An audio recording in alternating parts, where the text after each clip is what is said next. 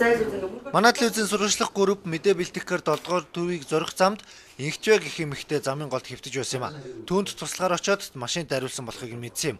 За түүний хөмсгөн сэтэрсэн байдалтай байсан. Тиймээс эмнэлгийн эмч ажилчид анхны тусламж үйлчилгээг үзүүлж хөмсгөнд нь оёо тавилаа. Гэмтлийн байдал бол тэр хүн үедээ нэлээд цуслал гарсан байна. Тэгээд нэг ганц газараа ядарчиж. Тэгээд тэн дээр нь ойдол тавьчихсан.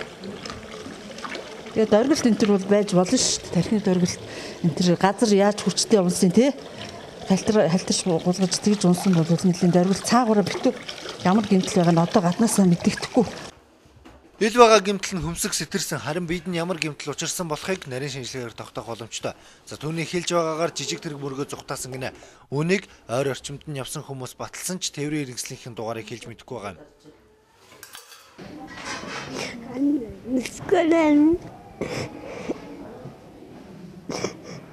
Таныг машин мөргөж зүхтаасан юм уу?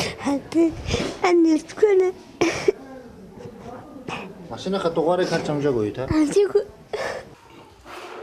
Тэрээр Баянгол дүүргийн 16 дугаар хоронд амьдардаг. Гэхдээ оршин суудаг тодорхой газаргүй, бичиг баримтгүй, хамт амьдардаг хүн байхгүй гэсэн. Харин хорооны цагдаа нар тэнмэл амьдралтай гэдгийг баталж байгаамаа. Инхтвэ гэх эмэгтэйтэй адил олон хүн энэ мэтээр ирхэн зөрчигдөж байгаа. Ямар ч тач цагдаагийн газраас хэргийг бүртгэж мөрдөн байцаалт явуулна гэдгээ мэдгдсэн. Өнөөдөр 10 цаг 30 минутын орчимд Баянгол дүүргийн эрүүл мэндийн нэгдлийн өмнөх зам дээр болсон энэ хэргийг харсан хүн Баянгол дүүргийн цагдаагийн хэлтс мэдгэдэхийг цагдаагийн байгууллагаас санууллаа.